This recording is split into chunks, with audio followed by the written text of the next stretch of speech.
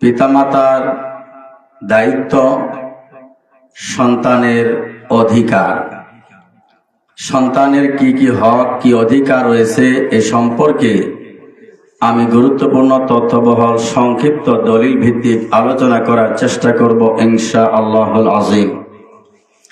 সম্মানিত সুধী মণ্ডলী, আজকে আমাদের সামাজিকভাবে, পারিবারিকভাবে শুধু অশান্তি আর অশান্তি।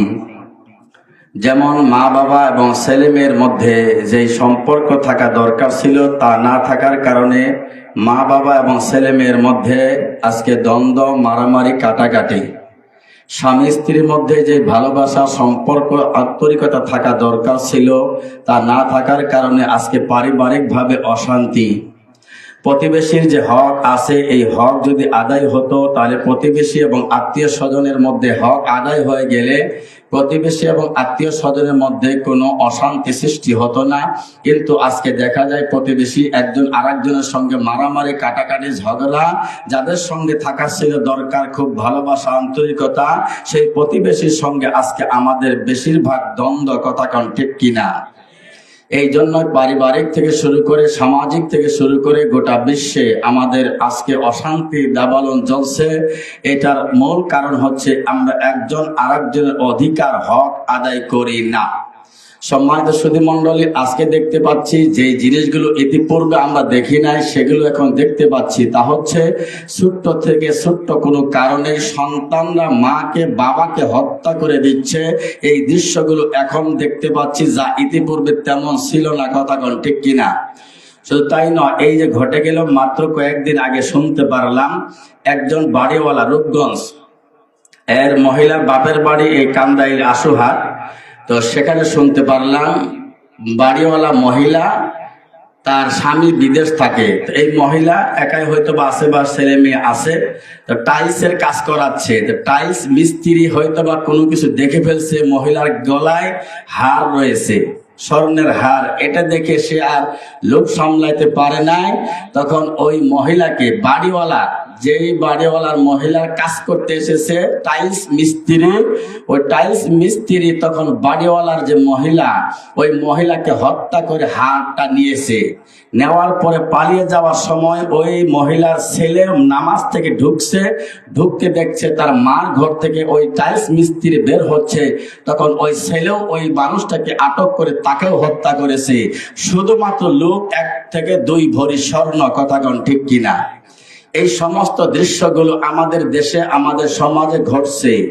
সম্মানিত সুধী মণ্ডলী, আমরা দেখি যে সন্তানরা মা বাবাকে দেখে না, খরচ দেয় না, খেদমত করে না, আন্তরিকতার সঙ্গে তাদেরকে মহব্বত করে না। এগুলোর অনেকগুলো কারণ রয়েছে, যার জন্য আমি বলে থাকি এটার জন্য মারাই দায়ী, এর জন্য বাবারাই দায়ী। কেন আমি আমার সন্তানকে ওইভাবে গড়তে পারি নাই যে সন্তান আমাকে দেখবে, আমাকে খেদমত করবে, আমাকে সেবা করবে। আমি বাবা, আমি মা হয়ে সেই অবস্থানে বসতে পারি নাই, ওই দায়িত্ব আমি পালন করি নাই। এই জন্য আজকে আমাদের এই দুরবস্থা। কথা কোন ঠিক কিনা? সম্মানিত সুধী মণ্ডলী, আমরা শুধু ওয়াজ শুনি, অকদা রব্বুকা আল্লা তা'বুদু ইল্লা ইয়্যাহু। মা বাবার সেবা করতে হবে, মা বাবার আন্তরিকতা দেখাইতে হবে, তাদের খেদমত করতে হবে। আল্লাহ রাসূলকে প্রশ্ন করা হলো, মার হক 3 বার, বাবার হক 1 বার। মা মানেই জান্নাত, বাবা মানেই জান্নাত। মা বাবার সেবা ছাড়া আপনার জান্নাত সম্ভব না, একথা সত্য। আপনার জীবনে যতই ইবাদত থাক না কেন, যতই আমল থাক না কেন, যদি মা বাবা আপনার প্রতি অসন্তুষ্ট থাকে তাহলে আপনি জাহান্নামী। আর মা বাবা যদি আপনার প্রতি সন্তুষ্ট থাকে তাহলে জান্নাতি। এই কথাগুলো সত্য, এই কথাগুলো হাদিস এবং কোরআন দ্বারা প্রমাণিত। হ্যাঁ, তবে আমরা শুধু এই বিষয়গুলো নিয়ে আলোচনা করি, মায়ের খেদমত, বাবার খেদমত। কিন্তু বাবার হক, মার হক হচ্ছে পরে, আগে হচ্ছে সন্তানের হক।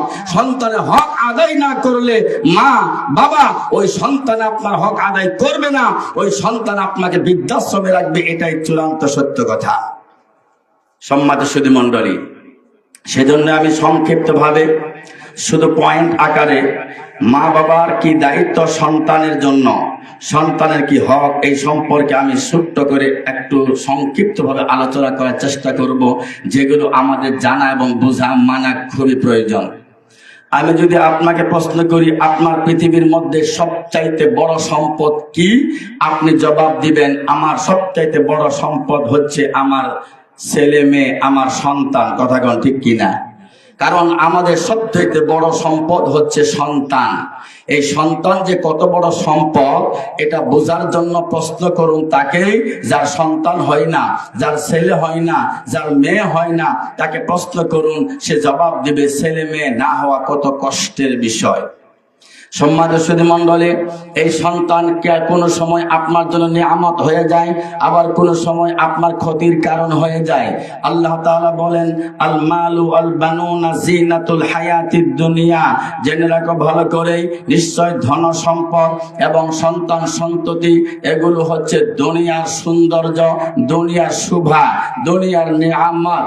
অপরপক্ষে আল্লাহ তাআলা বলেন, ওয়ালামু আন্নামা আমওয়ালুকুম ওয়া আওলাদুকুম ফিতনা।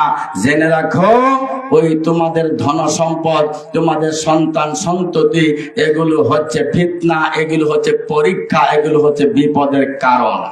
কিভাবে বিপদ হবে? আপনার দায়িত্ব যদি আপনি সন্তানের জন্য সঠিকভাবে পালন করেন, ওই সন্তানটা ভালো হবে। ওই সন্তানের কারণে দুনিয়াতেও আপনার ইজ্জত, আপনার সম্মান, আপনার মর্যাদা বেড়ে যাবে। আপনার সন্তানকে যখন আপনি দেখবেন রাত্রি 3টার সময় উঠে, আপনি দেখতে পাচ্ছেন আপনার ছেলে আপনার মেয়ে ঘরের কোনায় বসে বসে তাহাজ্জুদ পড়ছে আর কোরআন তেলাওয়াত করছে, আল্লাহর কাছে দু চোখের পানি ছেড়ে আপনাদের জন্য দোয়া করছে, ওই সময় আপনার চক্ষু জুড়িয়ে যাবে, আপনার মনে ভালো লাগবে। ওই সন্তানকে দেখে আপনার চোখের মধ্যে পানি চলে আসবে। আল্লাহ, তুমি আমাকে এমন একটা সন্তান তুমি দান করেছো, যেই সন্তান রাত 3টার সময় না ঘুমিয়ে আরামের ঘুমকে হারাম করে ওই যে গভীর রাত্রিতে উঠে আমার জন্য দোয়া করে, তাহাজ্জুদ পড়ে, সালাত পড়ে, কোরআন পড়ে, সিজদায় পড়ে থাকে। তখন মা বাবা কি হবে? ওই যে খুশি হয়ে যাবে, তার মর্যাদা বেড়ে যাবে। এবং দুনিয়াতে তো পাবেনই মর্যাদা, পরকালেও পাবেন। আপনি যখন মারা যাবেন আপনার আমল সব বন্ধ হয়ে যাবে। 3টা আমল জারি থাকবে, হাদিস আপনারা জানেন। 1 নাম্বার সদকায়ে জারিয়া, 2 নাম্বার উপকারী বিদ্যা, 3 নাম্বার ওয়ালাদিন সালেহ ইয়াদউ লাহু। যখন সৎ সন্তান আপনার জন্য দোয়া করবে, রব্বির হামহুমা কামা রব্বায়ানি সগীরা, এই দোয়া যখন করবে, কবরের মধ্যে আল্লাহ তাআলা আপনার সম্মান, আপনার ইজ্জত, আপনার মর্যাদা, জান্নাতের মর্যাদা আল্লাহ আপনাকে বাড়িয়ে দিবেন। আপনি বলবেন, আল্লাহ আমি তো এত ইবাদত করি নাই, আমি তো এত নেকি করি নাই, আমি তো এত সওয়াবের কাজ করি নাই, আমাকে কেন এত আমল দিয়ে আমাকে এত মর্যাদা দেওয়া হলো? আল্লাহ বলবেন, তুমি আমল করো নাই, ঠিক আছে, তুমি যে একটা ভালো কাজ করে এসেছিলা, তোমার যে বাবা তুমি দায়িত্ব পালন করেছিলা, তোমার সন্তান তোমার জন্য হাত তুলে দোয়া করেছিল, রব্বির হামহুমা কামা রব্বায়ানি সগীরা, ওই সন্তান তোমার জন্য এই সৈতাব বাইতুল মামুর জামে মসজিদের মাহফিলে মায়ের জন্য দোয়া আছে, বাবার জন্য দোয়া আছে, 10,000 টাকা দান করেছিল। ওই দান এবং দোয়ার কারণে তোমার কবরের সম্মান আল্লাহ বৃদ্ধি করেছেন। সুবহানাল্লাহ। এটা হচ্ছে সৎ সন্তানের আপনার ফলাফল। পক্ষান্তরে যদি আপনার সন্তান খারাপ হয়, সন্তান নেশাখোর হয়, সন্তান জেনাখোর হয়, সন্তান যদি বেয়াদব হয়, ওই বখাটে সন্তানের কারণে কিয়ামতের মাঠে আপনাকে ধরা খেতে হবে। ওই সন্তান আপনার বিরুদ্ধে মামলা দায়ের করবে। ইয়া আইয়ুহাল্লাযীনা আমানু ইন্না মিন আজওয়াজিকুম ওয়া আওলাদিকুম আদুওয়াল লাকুম। নিশ্চয় কিয়ামতের মাঠে তোমাদের কতক স্ত্রী, তোমাদের কতক স্বামী, তোমার স্ত্রী, কতক সন্তান তোমাদের বিরুদ্ধে মামলা দায়ের করবে। সন্তান যখন নেশাখোর, ওই যে গাঁজাখোর, ওই যে বেনামাজি, জেনাখোর, ওই সন্তান জাহান্নামে যাবে। সন্তান বলবে, আল্লাহ আমি একাই জাহান্নামে যাব না, আমার একটা মামলা আছে, মামলার 1 নাম্বার আসামি হচ্ছে আমার বাবা, 2 নাম্বার আসামি হচ্ছে আমার মা। কেন আসামি হয়ে গেল? যে আমার বাবা আমার মা আমার ব্যাপারে দায়িত্ব পালন করে নাই। কি দায়িত্ব ছিল? পরীক্ষার সামনে আমার বাবাও বলেছে, মাও বলেছে, পরীক্ষায় যদি একটা বিষয় ফেল করো, তোমার কিন্তু আমার ঘরে থাকারও ব্যবস্থা হবে না, আমার ঘরে থাকারও ব্যবস্থা হবে না, খাবারেরও ব্যবস্থা হবে না। একথা মা বলেছে, একথা বাবা বলেছে, একথা দাদা বলেছে, একথা নানাও বলেছে। কেউ বলে নাই তোমার বয়স 10 পার হয়ে গেল, কেউ বলে নাই 10 বছর পার হয়ে গেল, নামাজ যদি না পড়ো আমার ঘরে তোমার থাকার ব্যবস্থা হবে না, খাবারের ব্যবস্থা হবে না। এই কথা কেউ বলে নাই। এই জন্য বাবার নামে মামলা হবে, মায়ের নামে মামলা হবে। কারণ মা বাবা আলা কুল্লুকুম রাঈন ও কুল্লুকুম মাসউলুন আন রাইয়াতিহি, প্রত্যেকেই দায়িত্বশীল আর প্রত্যেককে তার দায়িত্ব সম্পর্কে জিজ্ঞাসা করা হবে। বাবা, আপনি আপনার সন্তানের ব্যাপারে কতটুকু দায়িত্ব পালন করেছেন? মা, আপনি আপনার সন্তানের ব্যাপারে কতটুকু দায়িত্ব পালন করেছেন? তখন সন্তানের মামলা খেয়ে বাবা আপনাকে জাহান্নামে যেতে হবে, মা আপনাকেও জাহান্নামে যেতে হবে। সুতরাং আমাদের দায়িত্বগুলো সঠিকভাবে পালন করতে হবে। সন্তানের দায়িত্ব অনেক পরে, মা বাবার হক অনেক পরে। সন্তান বড় হবে, কামাই করা শিখবে, তারপরে সে মা বাবার খেদমত করবে। কিন্তু সন্তানের হক, সন্তান এই পৃথিবীতে আসার অনেক আগেই শুরু হয়ে যায়। সুবহানাল্লাহ। কিভাবে শুরু হয়? 1 নাম্বার হক সন্তানের, বাবা আপনাকে দিতেই হবে, মা আপনাকে দিতেই হবে। 1 নম্বরে হক সন্তানের কি জানেন? যে আপনি যখন বিবাহ করবেন, আপনি যখন জমিন কিনবেন, ওই জমিনটা ভালো দেখে কিনতে হবে। যে জমিন আপনি কিনবেন, যে জমিন থেকে ফসল হবে, ওই জমিনটা ভালো লাগবে। জমিনটা হচ্ছে আপনার স্ত্রী, বাচ্চার মা। এই জন্য রাসূল বলছেন, তুনকাহুল মারআতু লিআরবাঈন লিমালিহা ওয়া লিহাসাবিহা ওয়া লিজামালিহা ওয়া লিদীনিহা ফারফার বিযাতিদ দ্বীন। আল্লাহ নবী বললেন, মানুষ সাধারণত 4টা জিনিস দেখে বিবাহ করে থাকে। 1 নম্বরে মেয়ের সম্পত্তি আছে কিনা, 2 নম্বরে বংশমর্যাদা কেমন, 3 নম্বরে ওই মেয়ে সুন্দরী কেমন, 4 নম্বরে সে দিনদারিত্ব কিনা। কিন্তু আল্লাহ নবী প্রথম 3টাকে নাকচ করে বললেন, শোনো, বিবাহের ক্ষেত্রে ছেলেরা ভালো করে শোনো, ও বাবারা ভালো করে শুনেন, বিবাহের ক্ষেত্রে দিনকে প্রাধান্য দিতে হবে। যেই ছেলে, হ্যাঁ বাবা, আপনার ছেলেকে দিয়ে যেই মেয়েকে নিয়ে আসবেন বউ করে, ওই মেয়েকে দেখবেন সে দিনদারিত্ব কিনা, সে নামাজি কিনা, সে কোরআন পড়ে কিনা, তার মধ্যে ইসলাম আছে কিনা, তার বাবা নামাজি কিনা, তার মা নামাজি কিনা। যদি মেয়ের দিনদারিত্ব পছন্দ হয়ে যায়, বাকি সব যদি কিচ্ছু না থাকে, ওই মেয়েকে আপনাকে বিবাহ করতে হবে। আর যদি বাকি থাকে তো আলহামদুলিল্লাহ, না থাকলেও আলহামদুলিল্লাহ, ওই মেয়েকে আপনাকে বিবাহ করতে হবে।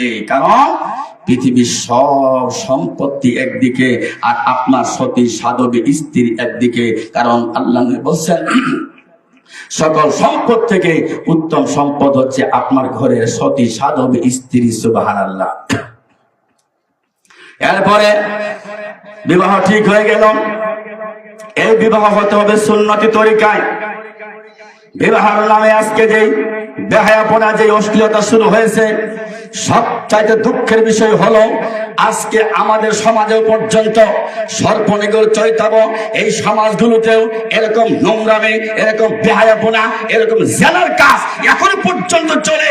এটা আমি ভাবতে পারি না কেমনে আমরা এই কাজ করি। আমাদের মেয়েদেরকে সাজুগুজু করে, রাস্তাঘাটে অলঙ্গ করে, গায়ে হলুদের অনুষ্ঠান নামে রাস্তায় আপনার মেয়েকে কোন লজ্জা দিলেন? এই মেয়েকে যত মানুষ দেখবে, তাদের যত জানা হবে, বাবা আপনার তত জানা হবে, তাদের যত জানা হবে, মা আপনার তত জানা হবে। এই বেহায়াপনা, এই অশ্লীলতা, এই নোংরামি, এই জাহিলিয়া আমাদের সমাজ থেকে এখনো পর্যন্ত উঠাইতে পারলাম না। দাবি করি আমরা আহলে হাদিস, কথা বলেন ঠিক কিনা? আমাদের পরিবার থেকে, আমাদের সমাজ থেকে সকলে ঐক্যবদ্ধ হয়ে পারিবারিক ভাবে, সামাজিক ভাবে এই নোংরামিটা বন্ধ করতে হবে। আমাদের কোন মেয়ের বিবাহের অনুষ্ঠানে গায়ে হলুদ নামে, মেয়েদেরকে মেহেদি তোলা নামে যে নোংরামি, বেহায়াপনা, জেলার কাজ হয়ে থাকে, এই নোংরামিকে সমাজ থেকে বন্ধ করতে হবে। সর্বনিকের সমাজ থেকে বন্ধ করতে হবে, গোটা বাংলাদেশ থেকে বন্ধ করতে হবে। আল্লাহ কবুল করুন, জোরে বলুন আমিন। এই জেনা যতক্ষণ পর্যন্ত দূর না হবে, আপনার ঘরে সৎ সন্তান জন্ম নিবে না। এটাই চূড়ান্ত সত্য কথা। বিবাহ হতে হবে সঠিকভাবে। বিবাহ হওয়ার পরে ওই যে আমার আগে শায়েখ একটা দোয়া পড়েছেন, স্ত্রী কপালে হাত রেখে দোয়া পড়তে হবে। এরপর আপনি দাম্পত্য জীবন শুরু করতে যাবেন। লজ্জার বিষয় না, খুবই গুরুত্বপূর্ণ। যেই স্বামী স্ত্রীর সহবাসের মাধ্যমে, যেই স্বামী স্ত্রীর গভীর সম্পর্ক মিলনের মাধ্যমে আপনার ফসল হয়, আপনার সন্তান হয়, ওই সহবাসের দোয়াটা আমাদের বাংলাদেশে অধিকাংশ মানুষ জানে না। অথচ আমরা দাম্পত্য জীবন 100 বছর করে আসলাম। স্বামী স্ত্রীর সহবাসের মিলনের সময় আপনাকে অবশ্যই দোয়া পড়তে হবে, বিসমিল্লাহি আল্লাহুম্মা জান্নিবনা শাইতানা ও জান্নিবিশ শাইতানা মা রাযাকতানা। এই দোয়া পাঠের মাধ্যমে যখন আপনি গভীর সম্পর্কে মিলিত হয়ে যাবেন, তখন যখন আপনার মায়ের আপনার স্ত্রীর পেটে যখন বাচ্চা আসবে, ওই বাচ্চাটা সকল ধরনের শয়তানি কুমন্ত্রণা থেকে হেফাজতে থাকবে। ওই পেট থেকে যখন সন্তান জন্মগ্রহণ করবে, ওই সন্তান সৎ যোগ্য আদর্শ সন্তান হবেই হবে ইনশাআল্লাহ। 2 নম্বরে সন্তানের হক হচ্ছে বাচ্চা হওয়ার পরে আপনারা বাচ্চার কানে আজান শোনাবেন। দলিল আছে, বিস্তারিত সংক্ষেপে গিয়ে যাচ্ছি। বাচ্চার কানে আজান দিবেন, পুরা আজানটা। এক কানে ইকামত, এক কানে আজান, একথা সত্য নয়, পুরা আজানের বাক্যটা সন্তানের কানে শুনিয়ে দিবেন। 3 নম্বরে সন্তানের হক, আপনার দায়িত্ব হচ্ছে এই সন্তানকে ভালো একজন আলেমের কাছে নিয়ে যাবেন, অথবা ভালো একজন মুরব্বির কাছে নিয়ে যাবেন, যাকে আপনি মনে করেন লোকটি ভালো নামাজি আল্লাহওয়ালা। শুধু ইমাম সাহেবের কাছে নিতে হবে এটা শর্ত না। যদি ইমামের চাইতে আপনার সমাজে বা আপনি নিজেও যদি মেয়ের বা ছেলের বাবা দাদা কেউ থেকে আল্লাহওয়ালা থাকে, তার কাছে নিয়ে যাবেন। নেওয়ার পরে তাহনিক করাবেন। 3 নম্বরে তাহনিক। তাহনিক মানে ওই মেয়ে ওই বাচ্চাকে যার কাছে নিয়ে যাবেন, সে একটা খেজুর চিবিয়ে তার মুখের লালা সহ খেজুরের অংশ বাচ্চার মুখে তুলে দিবে এবং ওই বাচ্চার জন্য বরকতের দোয়া করে দিবে। ওই সন্তানের জন্য অনেক কল্যাণময় দোয়া আছে, যারা এই দোয়াগুলো পারে, আমি বিস্তারিত বলতে যাব না, তাদের কাছে নিয়ে বাচ্চাকে তাহনিক করাবেন। 4 নম্বরে আকিকা করবেন। এটা বাচ্চার হক, এটা আপনার দায়িত্ব। প্রত্যেকটি পিছনে দলিল আছে, আমি সময় বেশি নিব না, এজন্য একটা করে শুধু পয়েন্ট বলে যাচ্ছি। সম্মানিত সুধী মণ্ডলী, আকিকা করতে হবে, এটা সন্তানের, আপনার বাচ্চা, এটা হক, করতেই হবে। এই জায়গাটা আমাদের কিছু গাফলতি রয়েছে। কি? বাচ্চা যখন পেটে জন্মগ্রহণ, যখন পেটে শুরু হয়ে যাওয়া, যখন বাচ্চা হয়ে মানে পেটে এসেছে, তখন থেকে নিয়ে ধাপে ধাপে কি কি জানি অনুষ্ঠান আছে, এই অনুষ্ঠান আমরা ঠিকই করি। পেটে বাচ্চা থাকা অবস্থায় কয়েকটা অনুষ্ঠান আছে, এগুলো করি। মাশাআল্লাহ, মাসে মাসে ডাক্তারও ভালোই দেখায়, যতই গরিব হয়। মাশাআল্লাহ, সে যত পরীক্ষা নিরীক্ষা সবই চলে, ভালোই চলে।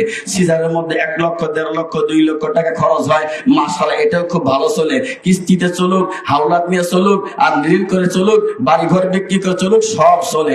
একবার চলতে চলতে চলতে চলতে বাচ্চা হয়ে গেছে। মাশাআল্লাহ, 7 দিন হয়েছে। 7ম দিন আসার 1 দিন আগে ইমাম সাহেবের দাওয়াত, হুজুর দাওয়াত, আমার ছেলে হয়েছে, মেয়ে হয়েছে, একটু নাম রাখবেন। আমি যখন ইমাম সাহেব যখন জিজ্ঞেস করবে আকিকা করেছেন নাকি, জি না হুজুর, টাকা শর্ট। এমন পরিস্থিতি আছে না নাই? টাকা নাই, যদি সম্ভব হয় পরে দেব। আমি আপনাকে বলছি, আপনি 5,000 টাকা মিষ্টি খাওয়াইলেন কেন? কি দরকার ছিল আপনার? কেন 5,000 টাকা দামে মিষ্টি খাওয়াইলেন মানুষকে? জি না, এটা তো দরকার নাই। আপনি 5,000, 10,000, 15,000 টাকার মধ্যে আপনার ছেলের আকিকা হয়ে যেত, আপনার মেয়ে আকিকা হয়ে যেত। কাপুরুষ আমি কেন হইলাম? আমার মেয়ে, আমি বিবাহ করবো, আমাকে অর্থনৈতিক উন্নতি করতে হবে, আমাকে কামাই করতে হবে, আমার মেয়ের বাচ্চা হবে, আমার ছেলের আমার ছেলে হবে, মেয়ে হবে, আকিকা আমাকে করতে হবে। আগে থেকে আমি পুরুষ, আমি টাকা জোগাড় করে রাখবো। একথা আপনি কেমনে বললেন যে টাকা নাই? সব চলে, আপনার আকিকা চলে না মানে কি? আসুন, আকিকা খেতে বলা হয় নাই গরু দেন, বলদ দেন, হাতি দেন, ইত্যাদি বলা হয় নাই। ছাগল দিবেন, ছাগল। সেই ছাগল ছেলেও হতে পারে, মেয়েও হতে পারে। ছেলে হইলে 2টা, মেয়ে হলে 1টা। ছেলে হইলে আপনার সামর্থ্য না থাকলে 1টা দিলেও হয়ে যাবে। এত সুযোগ আল্লাহ আপনাকে দিলেন, তারপরেও বলেন নামটা রেখে দেন, কিন্তু আকিকা করতে পারি না। 5 নম্বরে আকিকা করবে। 4 নম্বর আকিকা করবেন। 5 নম্বরে সন্তানের জন্য সুন্দর সুন্দর আদর্শ নাম রাখবেন। এগুলো সন্তানের হক, আদর্শ নাম রাখবেন। আল্লাহ বলছেন, ইন্না আসমাইকুম ইলাল্লাহ আব্দুল্লাহ, আব্দুর রহমান। নিশ্চয় আল্লাহর কাছে সবচাইতে প্রিয় নাম হচ্ছে আব্দুল্লাহ, আব্দুর রহমান। পৃথিবীর মধ্যে সবচাইতে উত্তম নাম হচ্ছে আব্দুল্লাহ, আব্দুর রহমান। এরকম আব্দুল্লাহ নাম রাখবেন, আব্দুর রহমান নাম রাখবেন, ইত্যাদি ইত্যাদি। আল্লাহ দেওয়া নাম, রাসূলের দেওয়া নাম, কোরআনের নাম, হাদিসের নাম, নবীদের নাম, সাহাবাদের নাম, তাবেঈর নাম, ভালো ভালো আলেমদের নাম। এদেরকে দেখে দেখে আপনার সন্তানের সৎ যোগ্য আলেমদের, মানুষের নাম রাখবেন। একটা আদর্শ সুন্দর একটা নাম রাখবেন। এটা বাচ্চার দায়িত্ব, এটা আপনার হক, আপনার দায়িত্ব। এটা বাচ্চার হচ্ছে হক, এটা আদায় করতেই হবে। আমাদের সমাজে অবস্থা হয়, বন্যার সময় ছেলে মেয়ে হলে নাম রাখি বন্যা। ওই যে বন্যার সময় হলে বন্যা, শীতের সময় হলে শীত, ঝন্টু বন্টু কন্টু ইত্যাদি এরকম নাম আমাদের সমাজে খুঁজে পাওয়া যায়, কথা কোন ঠিক কিনা? শুনুন, এটা সন্তানের হক, আপনাকে সুন্দর সুন্দর নাম রাখতেই হবে। 7 নম্বরে সন্তানের হক হচ্ছে সন্তানের জন্য সুন্দর সুন্দর দোয়া করতে হবে। সন্তানের জন্য সুন্দর সুন্দর দোয়া করবেন বাবারা, মায়েরা। আমি কয়েকটা দোয়া বলে দিই আপনাদের সংক্ষিপ্ত ভাবে, এই দোয়াগুলো পড়বেন।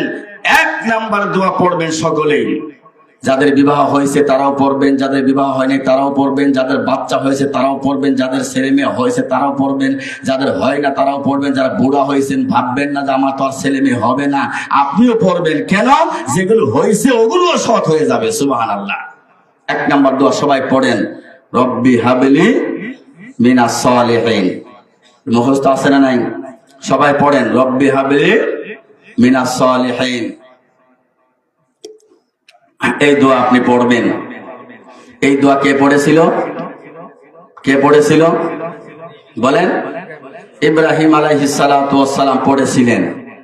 বুড়া হয়ে গেলেন, সন্তান হয় না, তিনি আল্লাহকে দোয়া করলেন, রব্বি হাবলি মিনাস সালিহিন।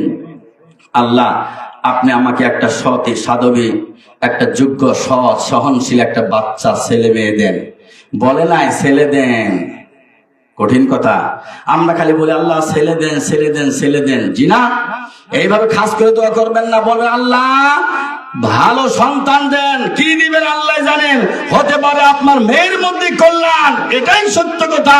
কারণ একটা ছেলে হলো বেয়াদব হলো, নোংরামে হলো, গাঁজাখুর হলো, এর চাইতে 1000 গুণে ভালো আপনার একজন মেয়ে, কথা কোন ঠিক কিনা? আল্লাহকে বলবেন সৎ সন্তান দেন। কি দিবেন আল্লাহ ভালো জানেন। ছেলে দিলেও আলহামদুলিল্লাহ, মেয়ে দিলেও আলহামদুলিল্লাহ। কিন্তু আমাদের দুঃখের বিষয় হলো মেয়ে হলে মনটা খারাপ হয়, ছেলে হলে খুশি হয়। এটা জাহিলিয়া। ছেলে হলে খুশি, মেয়ে হলে মনটা খারাপ, এটা হচ্ছে জাহিলিয়া। যাই হোক, ছেলে হয়ে গেল, মেয়ে হয়ে গেল, ভালো কথা। 1 নাম্বার দোয়া করবেন, রব্বি হাবলি মিনাস সালিহিন। এই দোয়া ইব্রাহিম আলাইহিস সালাতু ওয়াস সালাম করার কারণে এর ফলশ্রুতিতে আল্লাহ তাআলা তার ঘরে দিয়ে দিলেন নাম কি? ইসমাঈল আলাইহিস সালাতু ওয়াস সালাম। কি সুন্দর, কি আদর্শ সন্তান। বাবাও নবী, ছেলেও নবী, বাবাও নবী, ছেলেও নবী। আমি আপনাকে বলি, শুনুন বাবা, আমি আপনাকে বলি, আপনি যদি ইব্রাহিম আলাইহিস সালাতু ওয়াস সালামের মতো বাবা হতে পারেন, আপনার স্ত্রী যদি হাজরা আলাইহিস সালাতু ওয়াস সালামের মতো মা হতে পারে, আপনি যদি ইব্রাহিম আলাইহিস সালাতু ওয়াস সালামের মতো বাবা হতে পারেন, আপনার স্ত্রী যদি ওই যে হাজরা আলাইহিস সালাতু ওয়াস সালামের মতো মা হতে পারে, ওই ঘরে, আপনার ঘরে অবশ্যই ইসমাঈল আলাইহিস সালাতু ওয়াস সালামের মতো সন্তান হবেই হবে। এটাই চূড়ান্ত সত্য কথা।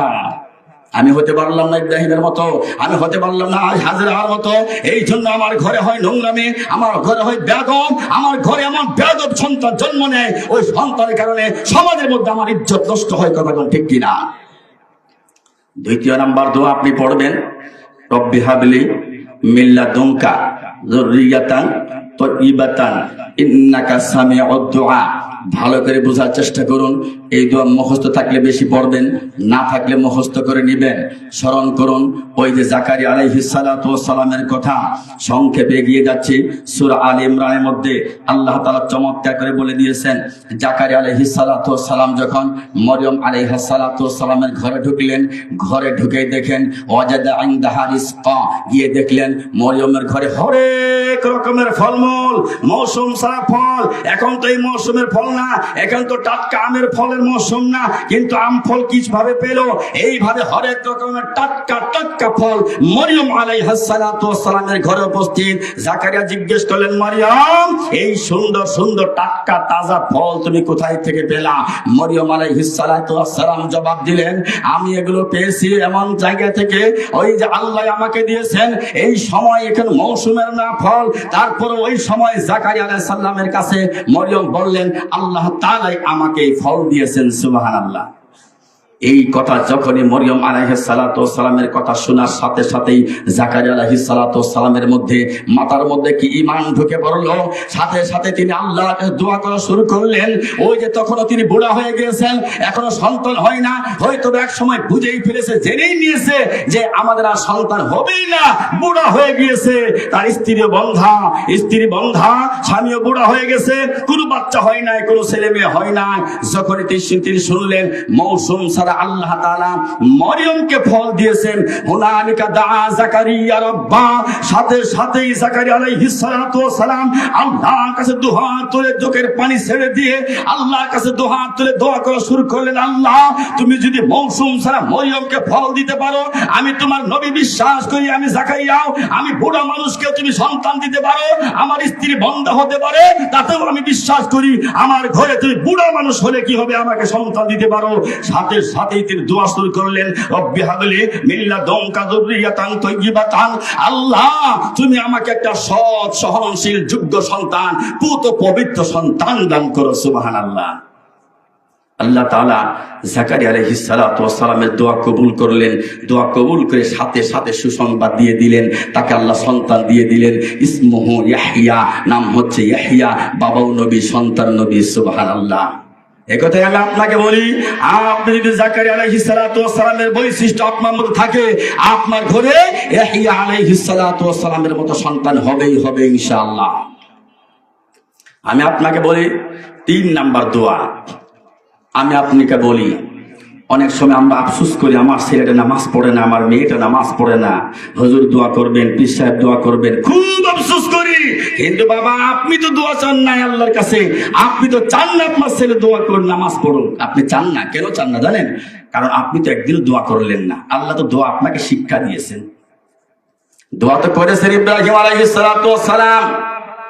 ওই যে ইব্রাহিম আলাইহিস সালাতু ওয়াস সালাম ছোট্ট শিশু বাচ্চাকে মরু প্রান্তরে রেখে, তার স্ত্রীকে রেখে মরু প্রান্তরে চলে যাচ্ছেন। যাওয়ার সময় মানুষ নাই, জল নাই, খাবার নাই, কিচ্ছু নাই। ওই সময়ও তিনি আল্লাহকে দোয়া করলেন, রব্বানা লিয়ুকিমুস সালাহ, ও আল্লাহ রেখে গেলাম আমার পিচ্চি ছোট্ট শিশু বাচ্চাকে, রেখে গেলাম আমার স্ত্রীকে, এখানে মানুষ নাই, জল নাই, খাওয়ার নাই, কিচ্ছু নাই। আল্লাহ আমি দোয়া করে গেলাম এখানেও যেন তারা নামাজ নামাজ নামাজ হতে পারে। সুবহানাল্লাহ। আপনি কয়দিন এই দোয়া করেছেন? ইব্রাহিম আলাইহিস সালাম দোয়া করেছেন সন্তানের জন্য, পরিবারের জন্য। আপনিও পড়বেন, দোয়া করেন আমার সাথে, রব্বি জাআলনি মুকিমাস সালাহ ওয়া মিন যুররিয়াতি রব্বানা ওয়া তাকাব্বাল দুআ, রব্বি জাআলনি মুকিমাস সালাহ ওয়া মিন যুররিয়াতি রব্বানা ওয়া তাকাব্বাল দুআ।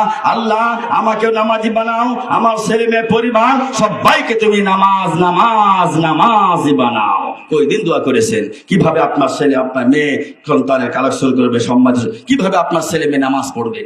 সুতরাং সন্তান নামাজি হওয়ার জন্য আপনাকে বেশি বেশি দোয়া পড়তে হবে। এরপর দোয়া করতে হবে, রব্বানা হাব লানা মিন আজওয়াজিনা ওয়া যুররিয়াতিনা কুররাতা আয়ুনি ওয়াজআলনা লিল মুত্তাকিনা ইমামা। ভালোভাবে দোয়া করবেন, সম্মানিত সুধী মণ্ডলী, ভালোভাবে দোয়া করবেন যে আপনার ছেলে আপনার মেয়ে সৎ এবং যোগ্য হবে। এই জন্য দোয়া করতে হবে, রব্বানা হাব লানা মিন আজওয়াজিনা ওয়া যুররিয়াতিনা কুররাতা আয়ুনি ওয়াজআলনা লিল মুত্তাকিনা ইমামা।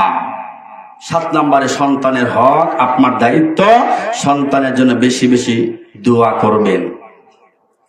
8 নম্বরে 2-3 মিনিটের মধ্যে আমি 2-4 মিনিটের মধ্যে আমি শুধু পয়েন্টটা বলে শেষ করে দিচ্ছি। আর 7 নম্বরে আপনার সন্তানের জন্য কি করবেন? সৎ উপদেশ দিবেন, সৎ নসিহত করবেন। যেমন করেছিলেন ইব্রাহিম আলাইহিস, যেমন করেছিলেন নূহ আলাইহিস সালাতু ওয়াস সালাম, যেমন করেছিলেন লুকমান আলাইহিস সালাতু ওয়াস সালাম, যেমন করেছিলেন মুহাম্মদ সাল্লাল্লাহু আলাইহি ওয়াসাল্লাম। নূহ আলাইহিস সালাতু ওয়াস সালাম মৃত্যুর আগ মুহূর্তে তার সন্তানদেরকে নসিহত করেছিলেন, হে আমার বৎস শিরক করা যাবে না, হে আমার বৎস অহংকার করা যাবে না, হে আমার বৎস বেশি বেশি পড়বে লা ইলাহা ইল্লাল্লাহ, হে আমার বৎস বেশি বেশি পড়বে সুবহানাল্লাহি ওয়া বিহামদিহি। নূহ আলাইহিস সালাতু ওয়াস সালাম সন্তানদেরকে এই 4টা নসিহত করেছিলেন। ইব্রাহিম আলাইহিস সালাতু ওয়াস সালাম নসিহত করেছিলেন। ওই লুকমান আলাইহিস সালাতু ওয়াস সালাম তার সন্তানকে কয়েকটা নসিহত করেছিলেন। কোরআনে উল্লেখ আছে, হে আমার বৎস শিরক করা যাবে না, হে আমার বৎস মা বাবার খেদমত করতে হবে, হে আমার বৎস তবে খবরদার মা বাবার সেবা যত্ন করতে গিয়ে আল্লাহর অবাধ্য হওয়া যাবে না, হে আমার বৎস সাবধান সাবধান, ছোট্ট থেকে ছোট্ট পাপও কিন্তু করা যাবে না, হে আমার বৎস সালাত কায়েম করতে হবে, সৎ কাজের আদেশ দিতে হবে, অসৎ কাজের বাধা প্রদান করতে হবে, হে আমার বৎস খবরদার খবরদার ওয়ালা তামশি ফিল আরদি মারহা, জমিনে অহংকার করা যাবে না, ওয়ালা তুসাইর খাদ্দাকা লিন নাস, ওই যে তুচ্ছ করা যাবে যাবে না, মানুষকে অবহেলা করা যাবে না, মানুষকে গরিব মানুষদেরকে দেখে, ছোট মানুষদেরকে দেখে তোমার গালকে ফিরিয়ে নেওয়া যাবে না। খবরদার এই সন্তানকে বাবা এই যুক্তি, এই পরামর্শ দিয়েছেন। শুধু তাই নয়, মুহাম্মদ সাল্লাল্লাহু আলাইহি ওয়াসাল্লাম তিনিও ওই যে মানুষদেরকে নসিহত করেছেন। মুআজ রাদিয়াল্লাহু আনহু বলেন, আল্লাহ নবী আমাকে 10টা নসিহত করলেন। 1 নাম্বার নসিহত ছিল, হে মুআজ লা তুশরিক বিল্লাহি শাইআন ওয়া ইন কুতিলতা ওয়া হুরিকতা। ও মুআজ, আল্লাহর সঙ্গে শিরক করবে না, যদিও তোমাকে হত্যা করা হয়, যদিও তোমাকে মেরে ফেলানো হয়, আল্লাহর সঙ্গে শিরক করবে না। এইভাবে আপনি নবী রাসূলদের নসিহতগুলো শুনে বুঝে দেখে দেখে আপনার সন্তানের মধ্যে নসিহতগুলো করবেন। এটা বাবা আপনার দায়িত্ব, মা আপনার দায়িত্ব, এটা সন্তানের হক আপনাকে করতেই হবে। 8 নাম্বারে আপনার সন্তানের হক হচ্ছে সন্তানকে সালাতের আদেশ করতে হবে। আল্লাহ বলছেন, ওয়ামুর আহলাকা বিসসালাহ, তোমার পরিবারকে নামাজের আদেশ করো, ওয়াসতাবির আলাইহা, নিজেও এর উপর অটল থাকো। আপনি নামাজ পড়বেন না, শুধু সন্তানকে নামাজের কথা বলবেন, এটা হবে না। আপনাকে নামাজ পড়তে হবে, সন্তানকে নামাজের কথা বলতে হবে। আল্লাহ রাসূল বলছেন, মুরু আওলাদাকুম বিসসালাহ ওয়া হুম আবনাউ সাবঈ সিনিনা ওয়াদরিবুহুম আলাইহা ওয়া হুম আবনাউ 10 সিনিনা। আল্লাহ নবী বললেন, তোমার সন্তানের বয়স যখন 7 বছর হবে, নামাজের জন্য আদেশ করো। ছোট্ট বাচ্চারা মসজিদে গেলে কেউ দয়া করে বিরক্ত বোধ করবেন না। ছোট্ট বাচ্চারা মসজিদে গেলে একটু কান্নাকাটি করলে কেউ দয়া করে বিরক্ত হবেন না। আমি আর আপনি মুসল্লি সাজি বড়, বিশ্বনবী নামাজ পড়ে, নবীর ঘাড়ের উপরে বাচ্চা কান্নাকাটি করে, আল্লাহ নবী বাচ্চার কান্না শুনে নামাজকে পর্যন্ত সংক্ষিপ্ত করে দিয়ে বাচ্চাকে কুলে নিতেন। এরকম ছিল বিশ্বনবীর আদর্শ। আমাদের আদর্শ হচ্ছে বাচ্চা একটু মসজিদে কান্নাকাটি করলে আমরা বিরক্ত হয়ে যাই। জিনা ছোট থেকে অভ্যাস করুন, 7ম বয়স থেকে শুরু করুন, আগে থেকে অভ্যাস করে তুলুন। 10 বছর বয়স হয়ে যাবে, আমি বাবা জীবিত, আমি মা জীবিত, আমি মূর্খ না, আমি সব বুঝি, আমি যোগ্য বাবা হতে চাই, আমি যোগ্য মা হতে চাই। আমার ছেলের বয়স 10 বছর হয়ে যাবে, আমার মেয়ের বয়স 10 বছর হয়ে যাবে, এখন নামাজ পড়বে না, এটা হতেই পারে না।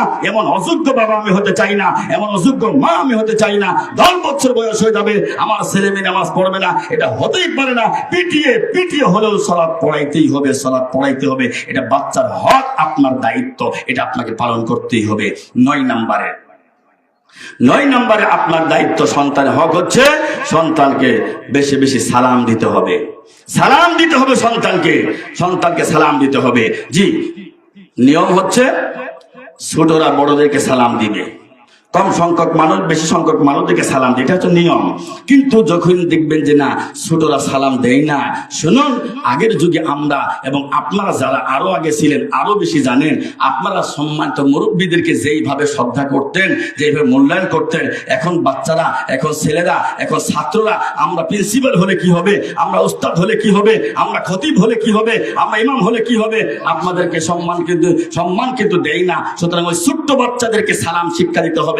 আপনি 1 দিন 2 দিন দিবেন, 3য় দিন আপনার সন্তান আপনাকে দিবে। 9 নম্বরে তাদেরকে ইসলামের শিক্ষায় শিক্ষিত করতে হবে, আদর্শ শিক্ষায় শিক্ষিত করতে হবে।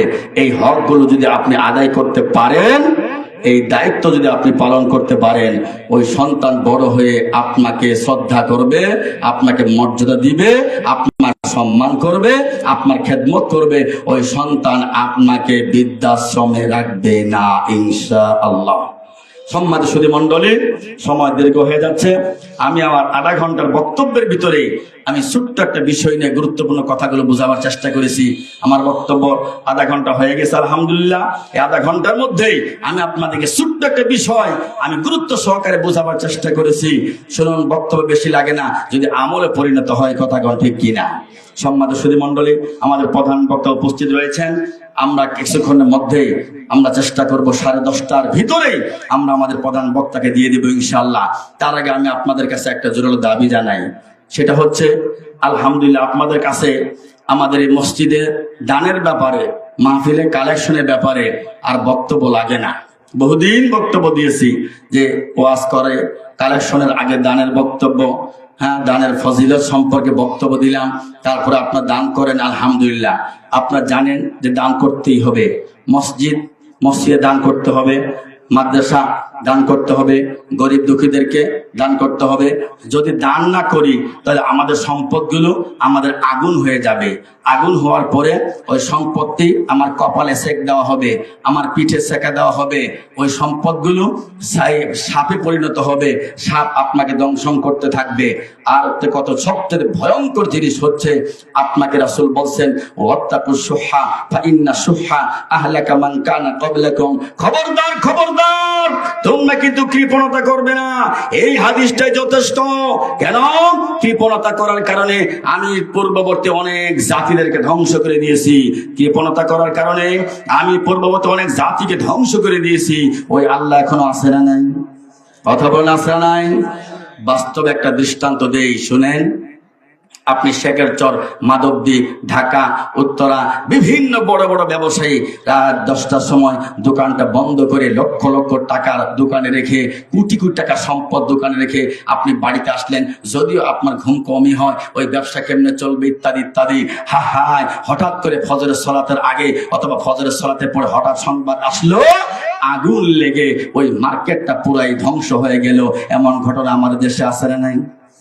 এই কথাই তো রাসূল বলেছেন, তোমাদের কৃপণতা করার কারণে, তোমাদের দোকানের ব্যবসার মধ্যে হারাম থাকার কারণে, অথবা তোমার যেই সম্পত্তি আল্লাহ দিয়েছেন ওই সম্পত্তি যতটুকু দান করা দরকার ছিল হয়তোবা ততটুকু দান করো নাই, হয়তোবা পরের সম্পত্তি লুটপাট করেছো, হারাম সম্পত্তি হয়তোবা থেকেছে, তুমি যেহেতু দান করো না, আল্লাহ তাআলা কোনো না কোনো ভাবে তোমার এই সম্পদ ধ্বংস করে দিবেন। ওই আল্লাহ তখনও ছিল, এখনো আছে, কিয়ামত পর্যন্ত থাকবে। সুতরাং একটা কথাই আমি আপনাদেরকে বলতে চাই, যার 10,000 টাকা দেওয়ার সামর্থ্য আছে, খবরদার সে 1000 টাকা দিয়ে আপনি খুশি থাকবেন না। খবরদার আপনি 1000 টাকা দিয়ে খুশি থাকবেন না, আপনাকে 10,000 টাকা দিতে হবে। যার 1 লক্ষ টাকা দেওয়ার সামর্থ্য আল্লাহ দিয়েছেন আপনাকে, আপনি না দেওয়ার কে? আল্লাহ দিয়েছেন আপনাকে, আপনি কেন দিবেন না? এটা আল্লাহ আপনাকে ধরবেন। ওয়া আম্মা বিনিআমাতি রাব্বিকা ফাহাদ্দিস, যাকে যতটুকু সম্পত্তি আল্লাহ দিয়েছেন ততটুকু দিয়েই আপনাকে শুকরিয়া আদায় করতে হবে।